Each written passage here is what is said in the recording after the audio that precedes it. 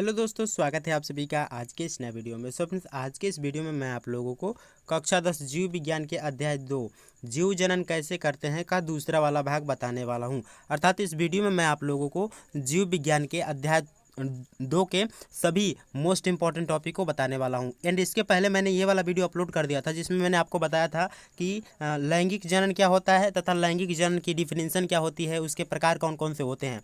And उसके बाद से देखिए उस वीडियो में मैंने आपको जनन की भी परिभाषा बताई थी इस वाले में। एंड उसके बाद से मैंने ये बताया था कि खंडन क्या होता है, विखंडन क्या होता है, मुकुलन क्या होता है, पुनरुद्भवन क्या होता है एंड कायिक प्रवर्धन क्या होता है। मतलब एक एक चीज़ को मैंने उस वीडियो में डिस्कस कर दिया है। तो वीडियो की डिस्क्रिप्शन में लिंक होगी, पार्ट 1 वीडियो देखिएगा एंड उसके बाद से ही सेकंड वाली वीडियो जरूर देखिएगा, ठीक है। तो चलिए शुरू करते हैं आज का वीडियो। और सबसे पहले जान लेते हैं कि आज के इस टॉपिक में आपको क्या क्या चीज़ पढ़ाने वाला हूँ। तो यहाँ पे लिखा गया है टूडे टॉपिक, मतलब कि आज के इस वीडियो में आपको क्या क्या चीज़ बताने वाला हूँ। तो सबसे पहले पढ़ेंगे लैंगिक जनन। उसके पहले मैं थोड़ा सा आपको बता दूंगा कि अलैंगिक जनन क्या होता है, जो कि इसके पहले वाले वीडियो में मैंने आपको बताया था। एंड उसके बाद पढ़ेंगे पुष्पीय पादपों में लैंगिक जनन, कि किस प्रकार से पुष्प में उसमें लैंगिक जनन होता है। एंड उसके साथ पुष्प के विभिन्न भाग तथा इसके जननांगों का वर्णन, पुष्प के विभिन्न भाग कौन कौन से हैं एंड इसके जनन अंग कौन कौन से हैं। एंड उसके बाद पढ़ेंगे परागण क्या होते हैं एंड परागण के प्रकार क्या होता है, कौन कौन से परागण के प्रकार होते हैं। एंड उसके बाद 5वें नंबर का टॉपिक जो पढ़ेंगे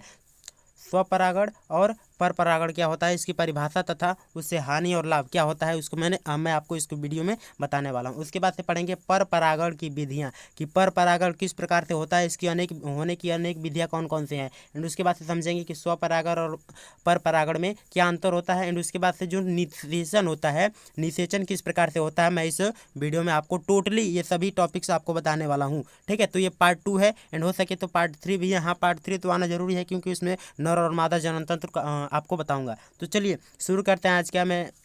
आज के सेशन आपको बताता हूँ एक एक इंपॉर्टेंट चीज़ों को। सबसे पहले समझ लेते हैं लैंगिक जनन। उसके पहले मैं आपको थोड़ा सा बता देता हूँ डिफिनेशन अलैंगिक जनन का। अलैंगिक जनन में क्या होता है कि जनन के लिए केवल एक ही जीव की आवश्यकता पड़ती है। जैसे इसका कलर मैं रेड कर लेता हूँ कि जनन की प्रक्रिया में केवल एक ही जीव की आवश्यकता पड़ती है, या तो कोई भी पादप रहे या जीव रहे, उसमें केवल एक ही जीव की आवश्यकता पड़ती है। जैसे खंडन था, विखंडन था, मुकुलन था इत्यादि, इन सब में केवल एक ही जीव की आवश्यकता पड़ती थी। एंड उसके बाद से इससे 2 जीव बन के तैयार होते थे, ठीक है। तो ये था लैंगिक जनन, अलैंगिक जनन। लेकिन अब हम लोग पढ़ने जा रहे हैं लैंगिक जनन। लैंगिक जनन को इंग्लिश में बोलते हैं सेक्सुअल रिप्रोडक्शन। अब क्या होता है लैंगिक जनन का सीधा डिफिनेशन में आपको बता देता हूँ कि वह प्रक्रिया जिसमें जनन के लिए नर तथा मादा 2 जीवों की आवश्यकता पड़ती है। मतलब कि इसमें एक नर रहेगा और दूसरा मादा रहेगी, 2 जीवों की आवश्यकता पड़ती है। एंड उसके बाद संतान बनता है तब या नए जीव का जन्म होता है, तो इस प्रक्रिया को हम लोग बोलते हैं लैंगिक जनन। मतलब इसमें 2 जीवों की आवश्यकता पड़ती है, ठीक है। सेक्सुअल रिप्रोडक्शन जिसे बोलते हैं। चलिए इसकी डिफिनेशन को समझते हैं। जैसे यहाँ पे दिया गया है कि जनन की वह प्रक्रिया जिसमें नर और मादा के मेल से नई संतति का निर्माण होता है लैंगिक जनन कहलाती है। इसमें नर और मादा दोनों मिलेंगे तब उससे जो जीव तैयार होगा, उस प्रक्रिया को हम लोग बोलेंगे लैंगिक जनन। तो समझ गए लैंगिक जनन की क्या परिभाषा थी, मैंने यहाँ पे बता दिया। एंड इसके बाद देखिए दिया गया कि इस प्रकार के जनन में जनन कोशिका 2 प्रकार के युग्मक बनाती है। जैसे जो कोशिका होती है, नर और मादा दोनों की जब कोशिका मिलती हैं तो 2 प्रकार की युग्मक बनाती हैं। इस युग्मकों में निषेचन के फलस्वरूप नई संतान की उत्पत्ति होती है। जैसे मैंने अभी लास्ट में आपको बताया ना कि निषेचन भी पढ़ेंगे। तो निषेचन क्या होता है, तो नर और मादा युग्मक जब मिलते हैं तो निषेचन की क्रिया होती है। तो आपको निषेचन की भी डिफिनेशन मैं इस वीडियो में बताऊंगा। तो एक एक टॉपिक को अच्छे से नोट कर लीजिएगा। एंड इसका यदि आपको PDF चाहिए तो वीडियो की डिस्क्रिप्शन में इसकी PDF का लिंक मिल जाएगा, ठीक है। एंड यहाँ पे देखिए कि ये युग्मक अपने व्यवहार के अनुसार नर और मादा में वर्गीकृत होते हैं। जैसे नर में युग्मक अलग होते हैं और मादा में युग्म अलग होते हैं, मतलब अलग अलग युग्म दोनों में पाए जाते हैं, ठीक है। और उसके बाद देखिए इसमें नर युग्मक उत्पन्न करने वाले जनन को पुरुष तथा मादा युग्मक उत्पन्न करने वाले जनक को क्या बोलते हैं, स्त्री बोलते हैं। जैसे कि एक नर युग्मक उत्पन्न करता है, एक मादा युग्मक उत्पन्न करता है, तो दोनों अलग अलग होते हैं। तो जो नर का उत्पन्न करता है उसे हम लोग बोलते हैं पुरुष, एंड जो मादा को उत्पन्न करता है उसे बोलते हैं स्त्री। तो ये समझ के ये सभी क्या था, लैंगिक जनन की परिभाषा थी। एंड लैंगिक जनन के कुछ इंपॉर्टेंट टॉपिक्स है। एंड अब समझते हैं पुष्पीय पादपों में लैंगिक जनन। जैसे पुष्प जो होते हैं, पुष्प में भी नर और मादा 2 होते हैं। अब किस प्रकार से उसको जानेंगे, उसको समझेंगे, या किस प्रकार से उसमें रिप्रोडक्शन होता है, इस क्रिया को मैं पूरे इस वीडियो में सेशन में बताने वाला हूं। तो एक भी टॉपिक मिस मत कीजिएगा, एक एक चीज़ को अच्छे से नोट करके पढ़िएगा। एंड समझते हैं हम लोग पुष्पीय पादपों में लैंगिक जनन। जैसे यहाँ पे दिया गया है कि sexual reproduction in a flowering plant. जैसे दिया गया है कि पादपों में लैंगिक जनन की क्रिया के लिए विशेष संरचना पाई जाती है, जिसे पुष्प कहते हैं। जैसे पुष्प जो होता है वो पुष्प जिसे हम लोग देख के खुश होते हैं या सुगंध लेते हैं, वो पुष्प जो होता है वो पूरे पादप का कौन सा भाग होता है, तो जनन भाग होता है। मतलब कि उसी पुष्प के द्वारा नए बीज का निर्माण होता है, एंड उसी बीज के द्वारा नए पौधे का निर्माण होता है। तो जो पुष्प होता है जिसे हम लोग देख के खुश होते हैं या जिसका सुगंध लेते हैं, वो पेड़ पौधे का जनन भाग होता है। ठीक है। इन पादपों में विशेष अंग की कोशिका पाई जाती हैं, जिससे युग्मक बनते हैं। अब किस प्रकार से बनते हैं उसको समझिए, लेकिन उससे पहले हम लोग समझ लेते हैं पुष्प की संरचना। जैसे पुष्प जो होता है उसमें अलग अलग पार्ट पाए जाते हैं, क्या क्या चीज़ होते हैं उसको समझिए। जैसे यहाँ पे दिए गया है कि पुष्प के अध्ययन को एनोलॉजी बोलते हैं, एंथोलॉजी बोलते हैं। पुष्प का जो अध्ययन होता है, इसको भी याद कर लीजिए, एमसीक्यू में भी आपके पूछ सकता है कि पुष्प के अध्ययन को क्या बोलते हैं, तो पुष्प के अध्ययन को बोलते हैं एंथोलॉजी। ठीक है। और यहाँ पे दिया गया कि पुष्पीय पादपों में लैंगिक जनन के मुख्य अंग पुष्प होते हैं। अब क्या क्या चीज़ होते हैं यहाँ पे समझिए। जैसे यहाँ पे पूरा पुष्प का डायग्राम है, पुष्प के विभिन्न भाग है, एंड यहाँ पे अब मैं आपको बता रहा हूँ। जैसे कि देखिए, ये तो नीचे वाली जो पत्ती है इसको मैं ग्रीन से कर दे रहा हूँ क्योंकि ये हरी होती है। ठीक है। ये वाला जो पार्ट होता है ये हरा होता है। ठीक है। तो जो हरा वाला पार्ट होता है इसे हम लोग बोलते हैं, जिस पे पुष्प टिका रहता है, पुष्प आसन बोलते हैं। एंड जिस डंठल को हम लोग पकड़ के पुष्प को तोड़ते हैं, इसे हम लोग पुष्प वृंत बोलते हैं। एंड उसके बाद से यहाँ पे देखिए, जैसे जो रंगीन वाला भाग होता है, जैसे इसको मैं रेड से कर देता हूँ। ये जो मान लीजिए कि रेड वाला है, ये रेड वाला जो भाग है, रेड वाला, ये रंगीन वाला जो भाग है, इसे हम लोग क्या बोलते हैं, तो दल बोलते हैं। क्या बोलते हैं? दल बोलते हैं। ठीक है। एंड इसके जो बाहर वाला भाग होता है उसे बाह्यदल बोलते हैं। एंड अब समझिए यहाँ पे परागकण और परागकोश क्या होते हैं। जैसे यहाँ पे देखिए, ये जो छोटा छोटा दिखाई दे रहा है, ये छोटा छोटा जैसे दिखाई दे रहा है, इस प्रकार की आकृति है। देखिए ये जो है ये परागकोश है। क्या चीज़ है? यहाँ पे लिखा गया परागकोश, और परागकोश में ही पाए जाते हैं छोटे छोटे परागकण। और वो परागकण जो होता है वो नर वाला भाग होता है। अब जैसे यहाँ पे लिखा तो नहीं है कि कौन सा नर भाग है कौन सा मादा भाग है। और इसका मादा भाग जो होता है ये ओवरी, ये इसका मादा भाग होता है। ये जो पूरा पार्ट है, ये पूरा पार्ट मैं इसको ग्रीन से कर देता हूँ। ये जो पूरा पार्ट है ये इसका मादा भाग है, ये जो किनारे किनारे ये छोटे छोटे जो लगे हैं इसके नर भाग है। तो समझ गए। एंड अंडाशय जो इस बीच वाले को बोलते हैं अंडाशय। समझ गए। ये वर्तिका जो डंठल से निकली है, वर्तिका होती है। एंड सबसे ऊपर वाला जो भाग होता है ये वर्तिकाग्र होती है। तो ये समझिए कि एक एक पार्ट क्या क्या चीज़ होते हैं, अलग अलग इसके नाम है। पुंकेसर क्या होता है, तो पुरुष भाग होता है। पुष्प का जो पुरुष भाग होता है उसे पुंकेसर बोलते हैं। और स्त्री केसर क्या होता है, पुष्प का जो मादा भाग होता है उसे हम लोग स्त्री केसर बोलते हैं। जैसे ये पूरा भाग जो है ना वो क्या है, अब ये पूरा भाग जो है वो क्या चीज़ है, स्त्री भाग है। ठीक है। तो इसे हम लोग बोलते हैं स्त्री केसर। समझ गए कि पुंकेसर, स्त्री केसर एंड पुष्प के विभिन्न भाग थे। एक एक चीज़ का वर्णन करने के लिए दे देता है। जैसे यहाँ पे बादल दिया गया है, कलेक्स दिया गया है। कलेक्स क्या होता है इसको समझिए। पुष्प के सबसे नीचे और बाहरी चक्र में पत्तियां जैसे बादल होते हैं। जैसे बाहरी चक्र में पत्तियां जैसे जो होती हैं, पत्ती जैसे वो बादल होते हैं। इसका कार्य क्या होता है कि बादल वर्षा धूप से पुष्प को सुरक्षा देता है। जैसे पुष्प को जो ढकने वाला भाग होता है, कोढ़ी जिसे बोलते हैं, कोढ़ी जिसमें पुष्प ढका रहता है, वो उससे बचाता है। तो इसी को हम लोग बोलते हैं बादल। समझ गए ना। एंड उसके बाद से देखिए कि बादल फल के साथ चिरलग्न होकर रोम जैसे होकर बीज तथा फल की प्रकीर्णन में सहायता करते हैं। तो बादल के कार्य लिखे गए हैं। एंड यहाँ पे देखिए कि पुष्प के 4 भाग होते हैं। मैंने जितना ऊपर बताया ना उसमें जो 4 चीज होते हैं वो मेन होते हैं। कौन कौन से मेन होते हैं? जैसे यहाँ पे दिए गए कि एक बादल होता है जिसे हम लोग कैलेक्स बोलते हैं। ठीक है। एक दल होता है जिसे कोरोला बोलते हैं। एंड उसके बाद से होता है एक पुंकेसर जिसे स्टिग्मा बोलते हैं। एंड उसके बाद से होता है स्त्री केसर जिसे हम लोग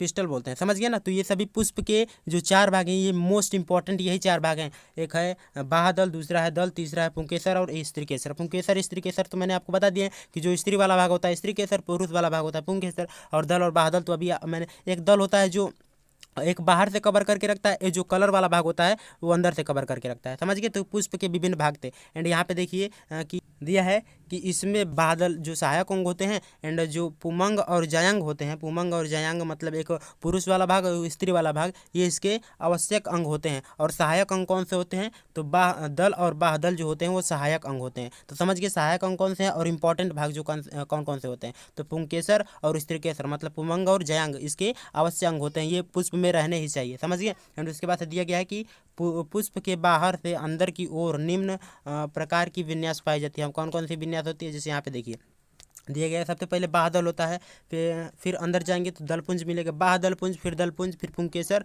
और उसके बाद से स्त्रीकेसर मतलब कि जयांग, भूमंग और जयांग। तो ये उसका श्रेणी होता है। सबसे पहले बाह्यदलपुंज मिलेगा, उसके बाद से दलपुंज मिलेगा, एंड उसके बाद से पुमंग, एंड लास्ट में सबसे होता है जयांग मतलब स्त्रीकेसर। तो ये पुष्प के विभिन्न भाग थे। अब आ जाइए पुष्प को अलग प्रकार से देख लेते हैं।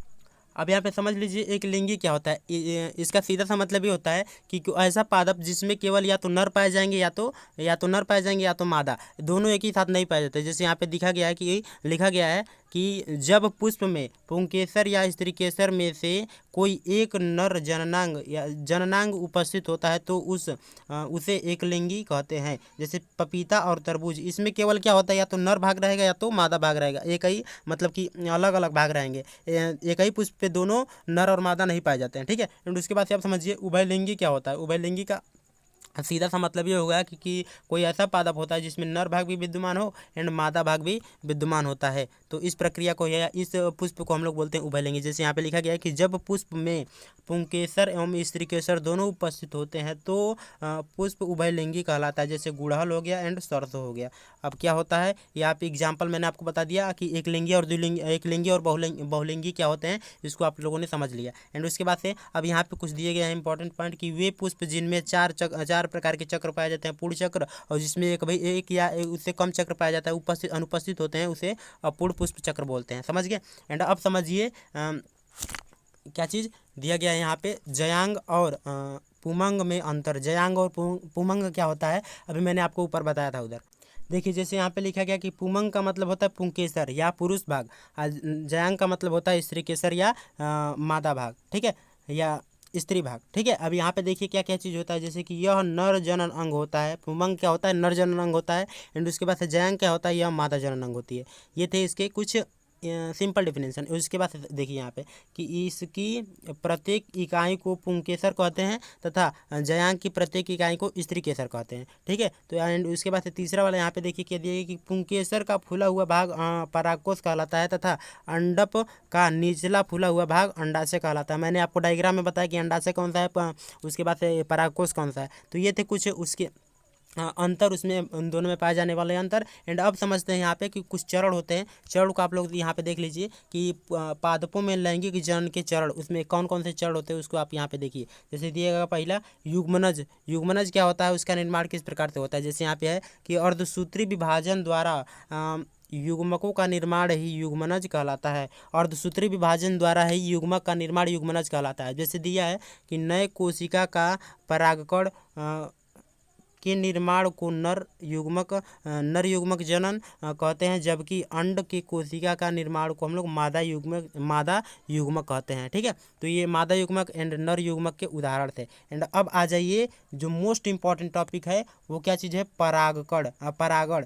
पोलिनेशन जो होता है, इस क्रिया को हम लोग समझते हैं। पोलिनेशन क्या होता है, सबसे पहले मैं आपको डिफिनेशन थोड़ा सा ऊपरी भाषा में बता देता हूँ। जैसे यहाँ पे देखिए अब पुष्प जो होते हैं वो टू टाइप्स के होते हैं या एक ही टाइप से मान जाइए। जैसे मान जाइए कि एक कोई पुष्प है यहाँ पे, एंड इसमें मान जाइए क्या है, द्विलिंगी पुष्प है। एक में नर भाग है एंड दूसरे में मादा भाग है। इसको मैं अभी लिख दे रहा हूँ यहाँ पे। एक में मादा भाग है, हाँ सॉरी, एक में मादा भाग है एंड दूसरे में नर भाग है, ठीक है। तो नर भाग का जो सबसे इम्पोर्टेंट टॉपिक होता है वो होता है परागकण, ठीक है। एंड मादा भाग में जो सबसे इम्पोर्टेंट होता है वो होता है अंडाशय, अंडाशय वर्तिका, ठीक है। अंडाशय, ओ सॉरी, फिर से मैं आपको बना दे रहा हूँ। यार ये एक ही बार में मिट जा रहा है। चलिए मैं आपको बना के फिर से बता रहा हूँ। जैसे कि ये पुष्प है, एक में नर पाया जाएगा दूसरे में मादा। तो इसका जो जैसे मान लीजिए मादा है और ये नर है, ठीक है, ये नर है। तो नर का जो परागकण होता है मादा के अंडाशय तक पहुंचने की प्रक्रिया को ही हम लोग बोलते हैं परागण, ठीक है। बस सीधा सा डिफिनेशन है, परागण का जो मादा के वर्तिकाग्र तक पहुंचने की प्रक्रिया को हम लोग बोलते हैं परागण, ठीक है। जैसे यहाँ पे दिए गया कि किसी पुष्प के अंडाशय को उसी पुष्प के या उसी जाति के किसी अन्य पुष्प के वर्तिकाग्र तक पहुँचने की क्रिया को ही हम लोग बोलते हैं परागण। और अंडाशय के अंदर प्रवेश करने की प्रक्रिया को निषेचन बोलते हैं। निषेचन क्या होता है मैं आपको लास्ट में बताऊंगा, लास्ट में पूरा निषेचन का डिफिनेशन ही होता है। आप समझ गए ना कि मतलब कि परागण क्या होता है या परागण क्या होता है। परागण में सीधा सा डिफिनेशन ये है कि नर जननांग नर के जो परागकण होते हैं वो मादा के वर्तिकाग्र तक पहुंच जाते हैं, तो इसी प्रक्रिया को हम लोग बोलते हैं परागकण। अरे यार ये क्या हो जा रहा है, उसी प्रक्रिया को बोलते हैं हम लोग परागण।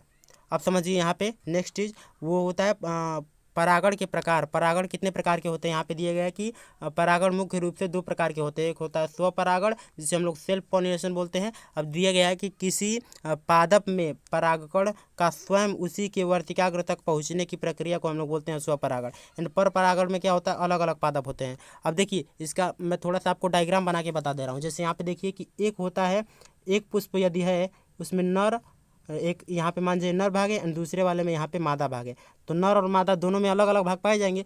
तो नर का जो क्या चीज़ परागकण होता है वह मादा के वर्तिकाग्र तक आ गया एक ही पुष्प में, तो इस प्रक्रिया को हम लोग बोलते हैं सेल्फ पॉलिनेशन यानी स्वपरागण। एंड पर परागण में क्या होता है कि एक दूसरा पुष्प है, यहाँ पे दूसरा पुष्प यदि इस पुष्प का उड़ के यहाँ पे आ गया, तो इस प्रक्रिया को हम लोग बोलते हैं किसी माध्यम द्वारा वहाँ पे लाया गया आ गया, तो इस प्रक्रिया को हम लोग बोलते हैं पर परागण। बस यही स्वपरागण और पर परागण में अंतर है। जैसे इसको दिया गया है कि किसी पादप में पर परागण का उसके वर्तिकाग्र तक पहुँचने में विभिन्न माध्यम की आवश्यकता होती है, तो उस प्रक्रिया को पर परागण कहते हैं। जैसे पपीता में एंड मक्का में ये देखे जाते हैं। एंड अब समझिए पर परागण की विधियाँ कि कौन कौन सी विधि होती हैं जिससे कि एक पुष्प के वर्तिकाग्र का एक पुष्प के परागकण दूसरे पुष्प के वर्तिकाग्र तक पहुंच जाते हैं। जैसे यहाँ पे दिए गए कि एक विधि हो कीट द्वारा परागण। कीट द्वारा परागण किस प्रकार से होता है, जैसे दिया गया कि पुष्प में पुष्प के रंग, महक और मकरंद आदि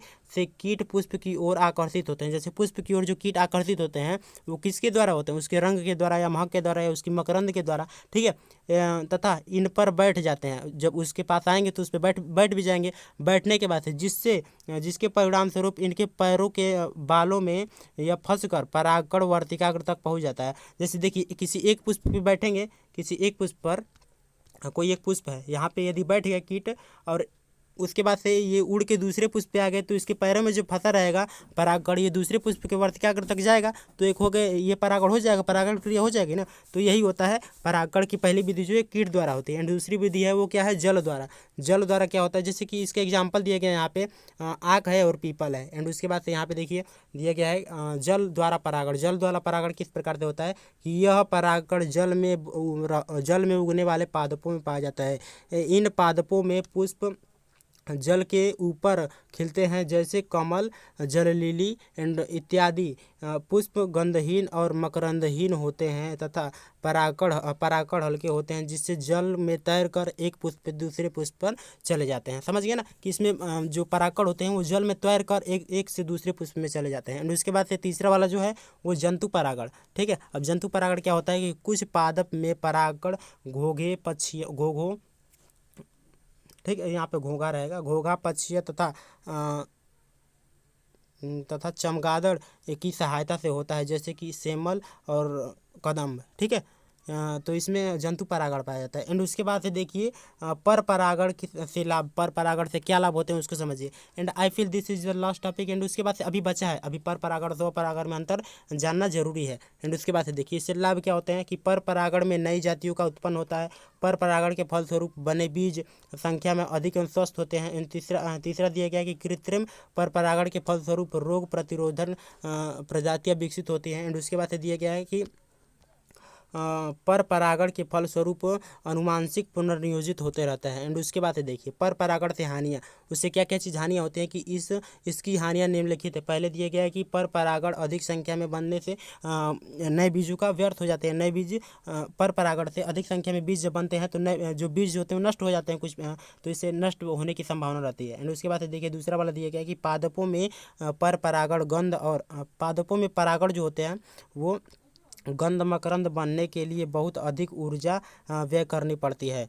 जो ऊर्जा बनता है उसके लिए अधिक ऊर्जा व्यय करनी पड़ती है। अभी एक से दूसरे में जाएगा तो उसके लिए ऊर्जा तो लगेगी ही। और देखिए दिया गया है कि पर परागण के लिए पादपों को विभिन्न युक्तियों पर निर्भर रहना पड़ता है। किसी कारणवश यदि वो युक्तियाँ न रहें, मतलब जल न रहे या कीट पतंगे न रहें, तो उसमें पर परागण की क्रिया हो ही नहीं पाएगी, निषेचन की क्रिया हो ही नहीं पाएगी, तो नया पादप बनेगा कहाँ से।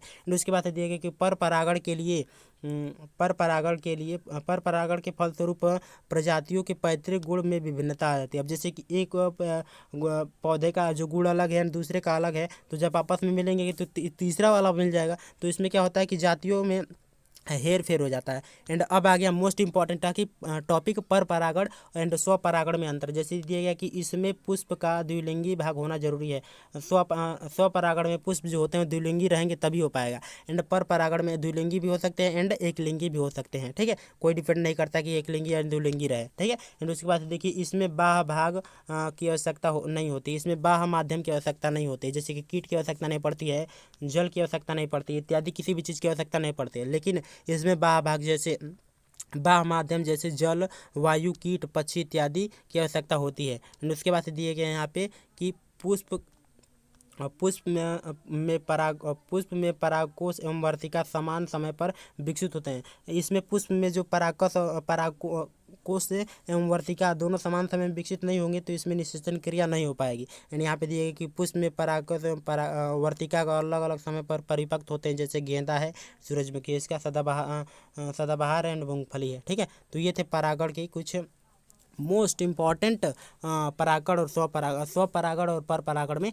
अंतर। अब यहाँ पे देखिए परागण का अंकुरण किस प्रकार से होता है, तो अंकुरण को यहाँ पे मैं थोड़ा सा बता देता हूँ। जैसे कि वर्तिकाग्र या स्टिग्मा से परागण के समय एक तरल पदार्थ स्रावित होता है, जिससे मैली कमल निकलता है एंड ये रसायन पाया जाता है। मतलब इसको मैंने ज़्यादा इंक्लूड नहीं किया क्योंकि लॉन्ग टॉपिक हो जाएगा ना, आपको उतना डीपली नहीं पढ़ना है, ये 12th क्लास में पढ़ना है। एंड अब समझिए लास्ट वाला टॉपिक जो है वो फर्टिलाइजेशन मतलब निषेचन। निषेचन क्या होता है मैंने शुरू में ही बताया था कि निषेचन में आपको बताऊंगा। एंड यहाँ पे देखिए नर तथा मादा युग्मक केंद्र का संलयन निषेचन कहलाता है। या नर युग्मक और मादा युग्मक आपस में जब मिल गए तो इससे जो बना वही क्या हो जाएगा, निषेचन हो जाएगा। समझ गए निषेचन क्या होता है। यहाँ पे दिया गया कि पराग नलिका वृद्धि करके वर्तिकाग्र एवं वर्तिका से होते हुए अंडाशय में स्थित बीजांड में प्रवेश कर जाती है। पराग नलिका का जनन केंद्र अर्धसूत्री विभाजन द्वारा नर और मादा युग्मक का निर्माण होता है, अतः परागण यही क्या होता है, निषेचन होता है। एंड यहाँ पे थोड़ा सा इसकी परिभाषा दी गई है।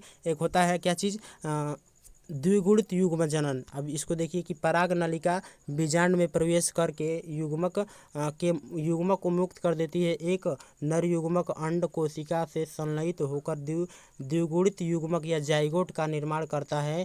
तत्पश्चात एक द्विगुणित युग्मक वृद्धि और विभाजित के फलस्वरूप भ्रूण का निर्माण करता है। भ्रूण का निर्माण किस प्रकार से होता है, तो युग्मनज के द्वारा ही भ्रूण का निर्माण होता है। एंड यहाँ पे लास्ट में आपको थोड़ा सा डायग्राम किस चीज़ का है, अंकुरित परागण का। जैसे यहाँ पुष्प के विभिन्न भाग में निषेचन किस प्रकार से होता है, उसी के परागण का यहाँ पे इमेज है। जैसे यहाँ पे दिए गया ना कि ये भ्रूणपोष है, ये नर भाग होता है, नीचे वाला ये नर युग्मक है एंड भ्रूणपोष है, ये बाह्यदल है, ये पुष्पवृंत है, ये पुष्पासन है जिसपे पुष्प टिका रहता है, ये अंडाशय भित्ति है एंड उसके बाद ये बीजांड है एंड वर्तिकाग्र है, वर्तिका है एंड ऊपर सबसे ऊपर रहेगा वर्तिकाग्र, परागनली है, बीजांड है, अंडाशय है। ये सभी पुष्प के अलग अलग भाग हैं, मैंने आपको ऊपर भी बता दिया। एंड ये निषेचन की प्रक्रिया में जो अलग अलग भाग सहायता लेते हैं ये थे। तो आज के इस वीडियो में मैंने आपको केवल और केवल क्या बताया, अलैंगिक जनन बताया, लैंगिक जनन बताया एंड उसके बाद से पुष्प में किस प्रकार से लैंगिक जनन होता है, परागण एंड स्वपरागण में अंतर क्या होता है